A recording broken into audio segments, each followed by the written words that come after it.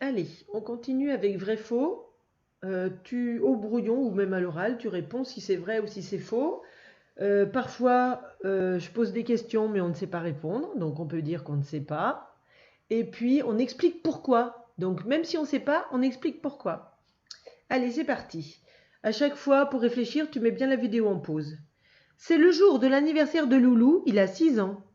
C'est le jour de l'anniversaire de Loulou, il a 6 ans. Eh bien, on ne sait pas si c'est vrai ou si c'est faux. Le texte ne nous dit pas quel âge il a. Mais on peut penser que oui, parce que c'est l'âge où les enfants perdent leurs premières dents habituellement. Donc il a peut-être ton âge, et donc en effet il a peut-être 6 ans, ou peut-être 7. Donc là, on ne pouvait pas vraiment répondre. Donc si tu as dit ça, bravo. Il est en train de croquer dans la croûte d'une tartine de pain quand sa dent reste plantée dedans. Il est en train de croquer dans la croûte d'une tartine de pain quand sa dent reste plantée dedans. Oh ben non, c'est faux, hein.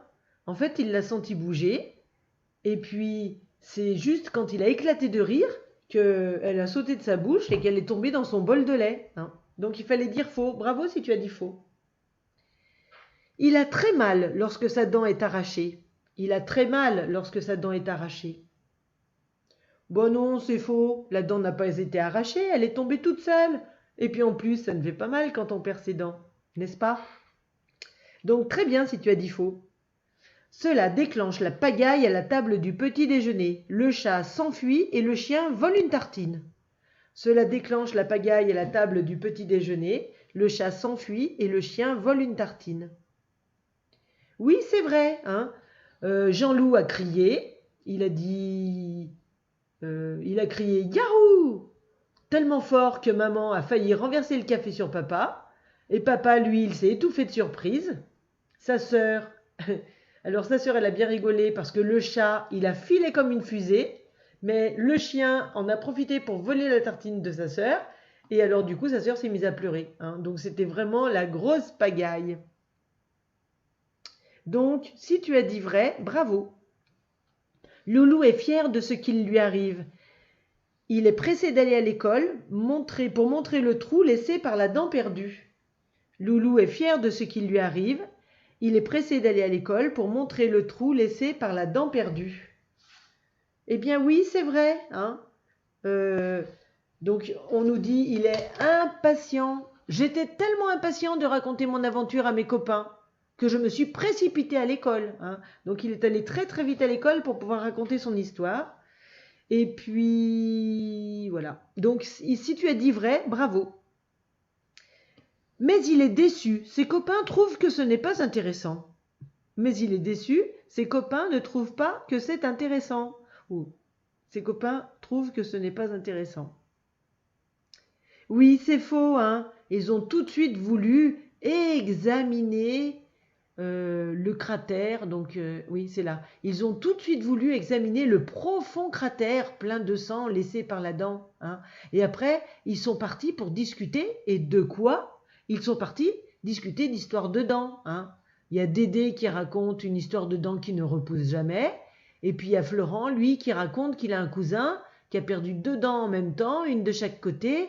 Et pendant quelques jours, rien ne s'est passé. Et un matin, 2 petites pointes blanches sont apparues et on ne sait pas la suite de l'histoire, hein. On la saura au prochain épisode. Alors maintenant, donc, si tu avais dit faux, bravo. Maintenant, tu vas lire le passage du bonhomme qui lit. Alors, je sais que dans la classe, il y a plein d'enfants qui lisent parfaitement bien à la fin de l'année. Donc tout cela, ils lisent tout de là jusqu'à la fin de l'épisode 1. D'accord? Tout l'épisode 1, la page de gauche et la page de droite. Et ceux qui ont un peu plus de difficultés, qui sont un peu plus lents pour lire, eh bien, vous lisez seulement le bonhomme qui lit. Et si tu as besoin d'aide pour lire le bonhomme qui lit, tu vas voir la vidéo d'aide. Et puis, une fois que tu as lu ça, je vais t'expliquer les consignes du fichier et tu pourras faire le fichier. Mais d'abord, il faudra bien que tu lises, hein, je compte sur toi. Alors, le fichier. Allez, le voilà.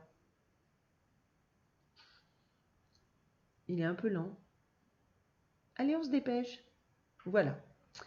Alors, je vais agrandir un peu pour qu'on puisse mieux voir.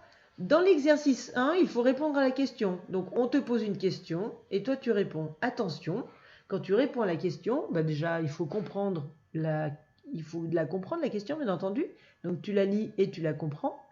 Et ensuite, quand tu écris la réponse, tu dois faire une phrase avec les mots qu'il faut, d'accord? Et le premier mot, il a une majuscule et à la fin, il faut mettre un point.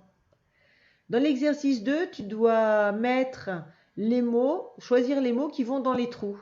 Alors, attention parce que là, il y a un mot de trop. Hein, on te dit, il y a un intrus. Donc, il y en a un que tu ne dois pas écrire. Alors, pour t'aider, tu peux regarder à la page 76 parce que c'est un petit morceau du passage du bonhomme qui lit. D'accord? Ça peut t'aider. Dans l'exercice 3, tu dois écrire 1, 2 et 3 pour remettre les phrases dans l'ordre de l'épisode. C'est-à-dire que la phrase qui raconte le début de l'épisode, dans la case, tu mets 1. Celle qui raconte le milieu de l'épisode, dans la case, tu mets 2. Et celle qui raconte la fin de l'épisode, eh bien, tu écris 3 pour les mettre dans l'ordre. Dans l'exercice 4, on a une devinette. Donc, tu dois bien lire la phrase. Et là, tu vois, on te dit « Qui suis-je » Eh bien, il faut dire ce que c'est, d'accord? Donc, lis bien la phrase, il faut bien la comprendre pour être sûr de bien répondre.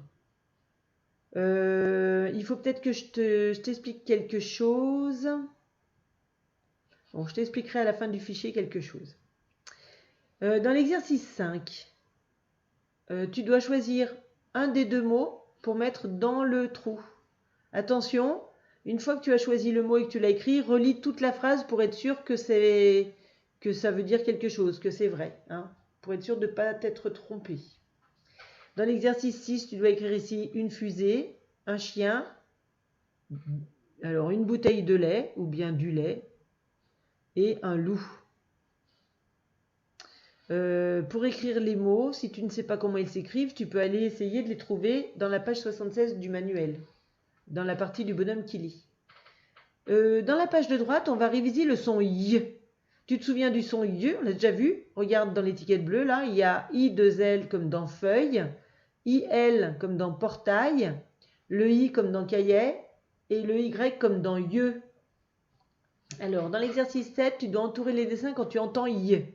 Citrouille, balle, bouteille, bretelle, feuille, oreiller. Attention, ce n'est pas un coussin sur le lit, c'est un oreiller.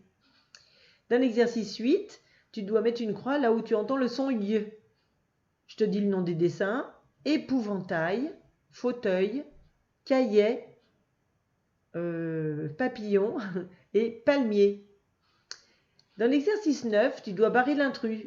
C'est-à-dire que partout tu vas voir il y a le son Y, sauf dans un mot, c'est celui-ci l'intrus. Dans l'exercice 10, tu dois remettre en ordre les sons pour faire un mot. Dans l'exercice 11, tu dois enlever ce qui est en gras dans les mots et remplacer par une des syllabes qui est là pour trouver un nouveau mot. Et dans l'exercice 12, tu dois choisir un des deux mots pour mettre dans le trou ici et un de ces deux mots pour mettre dans le trou là. Attention, il y a des pièges, hein, donc regarde bien les mots. Et c'est pareil que dans l'exercice, je ne sais plus combien, le 5, il faut bien que tu fasses attention, une fois que tu as écrit le mot, de bien relire toute la phrase en entier pour voir si ça veut dire quelque chose. Voilà, je te laisse faire donc ta lecture en premier et ensuite le fichier. Et je te retrouve pour la vidéo de correction ou bien pour la vidéo d'aide à la lecture. Travaille bien, à tout à l'heure.